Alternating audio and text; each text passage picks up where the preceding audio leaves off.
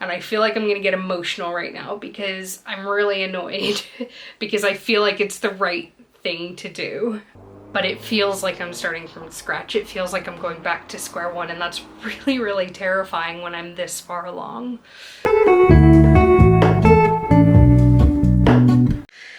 Good morning. I had every intention of getting up actually a bit earlier than usual and then doing a good bit of writing this morning before work, but I seem to have overslept. But now it's about 7:45 and I have to host a writing sprint at 8 o'clock, so Kirby's not getting his walk until lunchtime, it would seem. The writing group that I'm a part of is doing this event for September called Crunch'em Hall WIP, which is broken up into two classes, Miss Honey's class and Miss Trunchbull's class, like in Matilda. And Miss Honey's class is very light touch in terms of the accountability and heavy on the encouragement and the inspiration, whereas Miss Trunchbull's class is very strict on the accountability. You have to set your word count goals ahead of time, enter your word count into the spreadsheet every night before midnight, otherwise it locks. You only get 4 hall passes to use all month, and I have to use all 4 of mine at the end of the month because of stuff we've got going on. And if you don't, you get publicly named and shamed and put in the chokey. I am doing Trunchbull's class, in case it wasn't clear. It's broken up into 3 10-day terms, and I set myself a goal for 10,000 words each term, thinking that that was about 1,000 words a day, which based on my pace should be really doable. But I have been slacking. So I'm gonna see how much progress I can make today. I've got the 8 a.m. sprint today, and then I've got the evening that I can work on it. I also need to take Kirby for a walk at some point. I also need to clean the kitchen. A lot to do, not very much time, so wish me luck.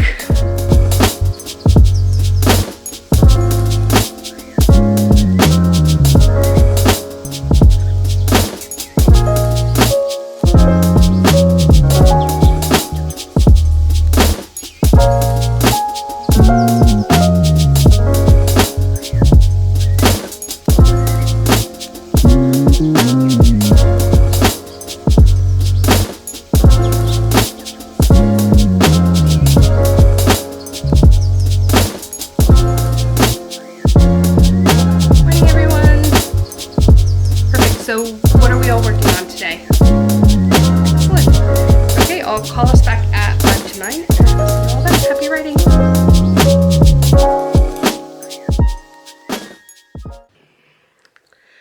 Writing sprint did not go as I hoped.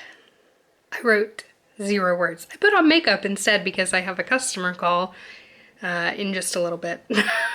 Yeah, I did try. I promise I tried. I couldn't do it. I feel like I've tried to dip in at so many different points in the story over the last week. I introduced some new points of view sort of to highlight how the problems that she's having are manifesting in her personality and the way that she behaves in a way that she wouldn't necessarily be self-aware of.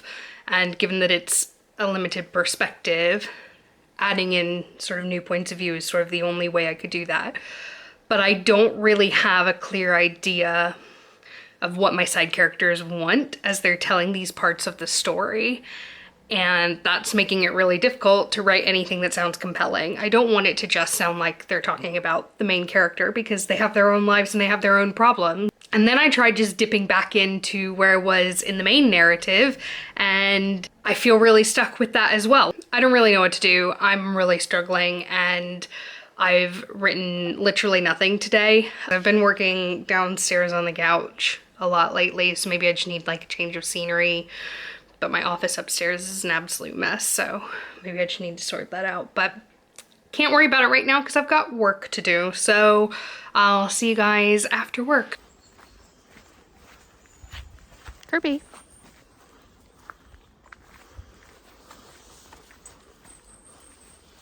So we are ready to work after day job is over. My workspace currently looks like this. Not great. Piles of books everywhere.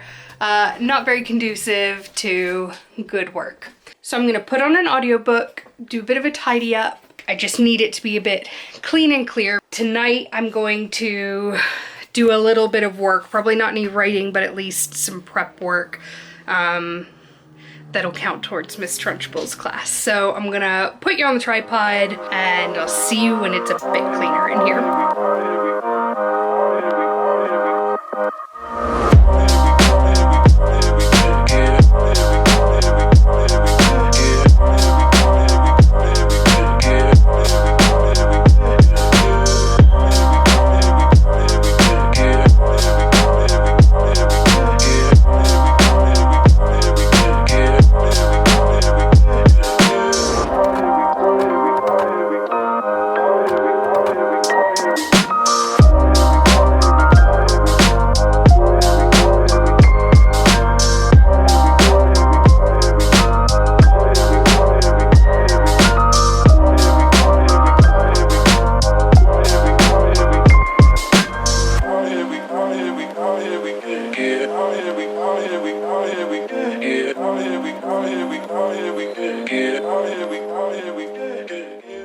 Okay, so I think this is about as good as it's gonna get. It's still not perfect, but it's what we can do this evening. As I was listening to my audiobook, it's written in third person limited, which is how I usually write my books. So if you don't know what that means, it basically means you're talking about the character as a character. You're not saying like, I did this, I did that as your character. You're saying, she did this, she did that. And I realized how jarring that was because most of the books that I read and listen to are in first person. And I just realized how detached it sounded compared to the stuff that I normally listen to. And I had the thought, what if I made my novel first person?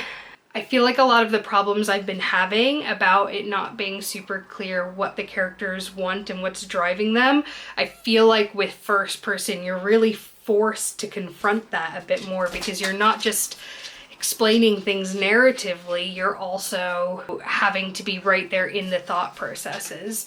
And one of the other issues I was having was that I felt like I couldn't really show my character's personality in the way that I wanted to.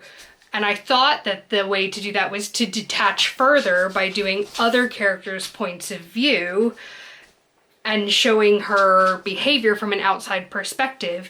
But actually, maybe a way that I should do that in addition is to go closer into that character. I feel like it would solve a lot of the problems that I'm dealing with, and I don't want to do it because I've already got 75,000 words written of this book, and to go back and make it first person, I'm gonna have to literally rewrite all of it. And I was sitting there having a little bit of a crisis, and then I saw this post-it note that I have up above my computer, and it says, "Don't be afraid to give up the good and go for the great." And I feel like I'm gonna get emotional right now because I'm really annoyed because I feel like it's the right thing to do, but it feels like I'm starting from scratch. It feels like I'm going back to square one, and that's really, really terrifying when I'm this far along. And I'm excited to like potentially be able to overcome the hurdle, but then maybe the excitement is just being able to procrastinate getting to the point I'm at now. I don't really know. It's really annoying when you think of something when you're further along in the process that has really big consequences for the stuff that you've already written. And I guess that's also one of the dangers of not plotting things out in detail, but that's a risk that you've got to take, I guess. Anyway, I'm not gonna start on that tonight. I am gonna keep the other characters' POV in there, especially if we're going first person, but I'm wondering if those characters need to be first person as well. So tonight, what I'm gonna be doing is trying to map out everybody's desires, what it is that they want in the part of the story that they are telling, and what do they want overall that they're pushing towards. I've got some idea of that because that's how I've written the story up to this point, but not quite enough of a grasp of it to really write effectively from their point of view, especially if I'm going first person. So I might not end up using any of this footage because I might change my mind and decide that I don't want to do first person because it's too much work. Unless I have a complete epiphany about something, this is what I'm doing. Let's do some motivation mapping together.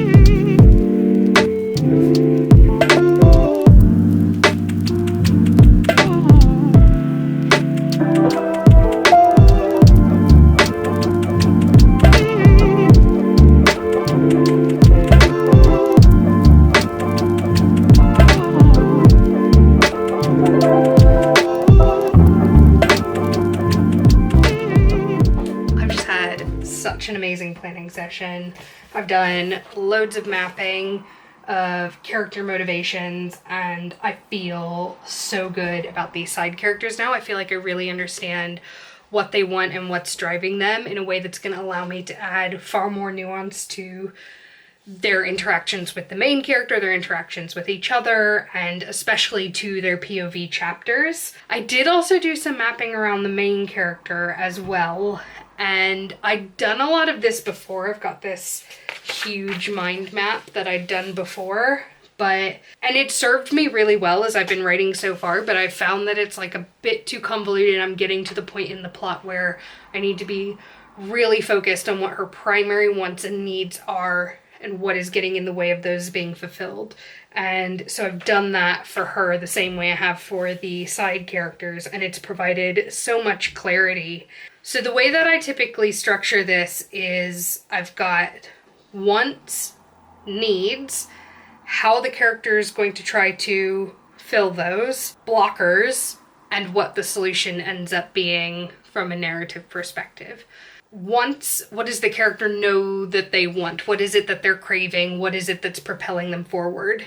Needs, these tend to be more subconscious. Sometimes the character will be aware of them, at least on some level, but they're really subconsciously driving them as well. How the character is going to go about getting them, how much this applies to the needs versus the wants really depends on how much of the need is consciously available to the character.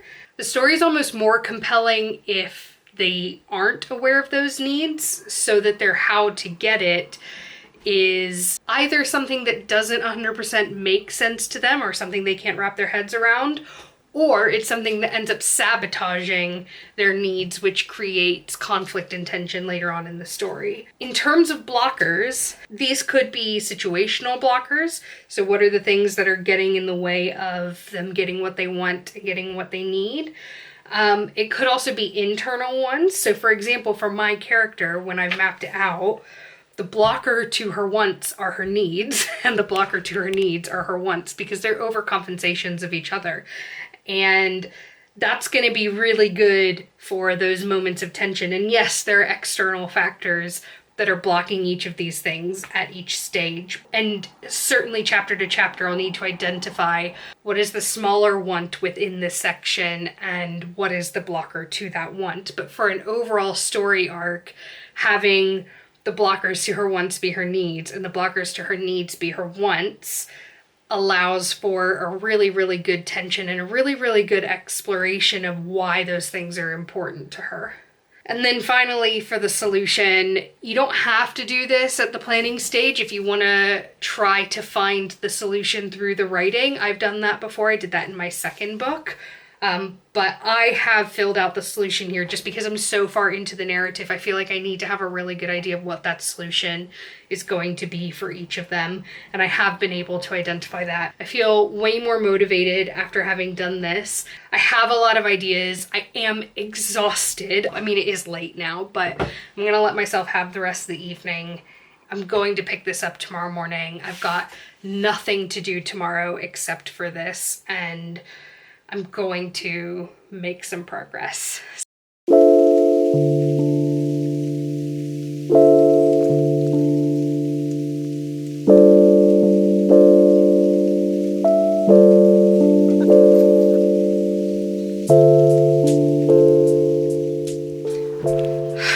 Good morning. I feel much better today about my writing. We went on the most lovely dog walk this morning and then for an impromptu brunch.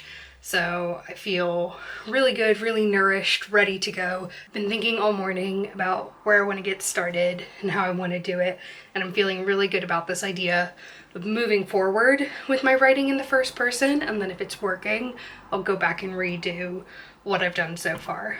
So I'm gonna pick up where I left off with my main character point of view, but moving it to the first person. There's a writing sprint starting at 11 o'clock. It's currently about 1:45. I feel excited to sit down and write for the first time in days, and that's really positive.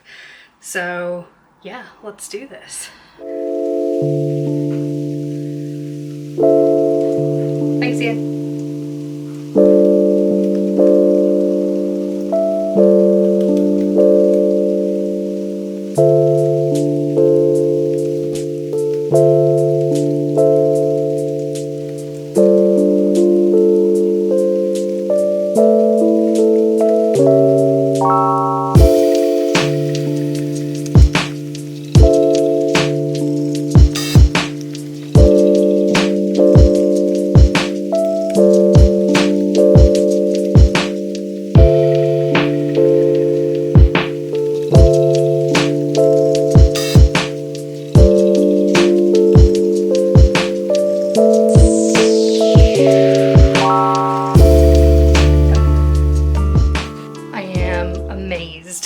How much easier it's coming doing it this way.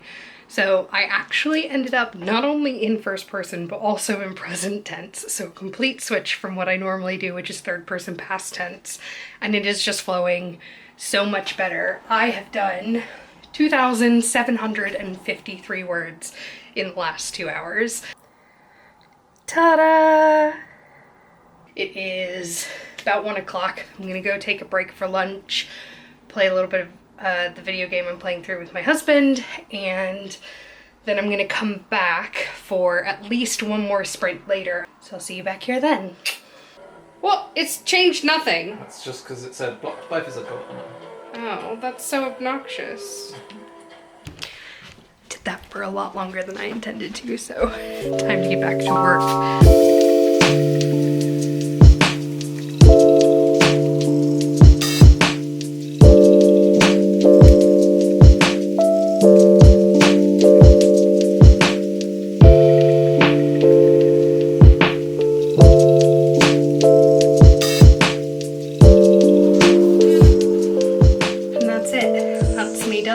I've written a total of 4,120 words today. I feel like I'm in a point where I'm really excited to continue. And when I think about going back and rewriting the bits I've already done, I actually, now that I've done this today, I don't feel as daunted by that as I did before, which is kind of crazy to say. I think it's making a really big difference and really making the character come alive a bit more. So that's it for today, but let me know what else you'd like to see me tackle during these vlogs, because I've got plenty of problems with my manuscript that I can go through. So whatever you'd like, let me know in the comments, and don't forget to subscribe if you're not already, and of course like this video if you enjoyed it so that I know. Thanks, and I'll see you next time. Bye bye.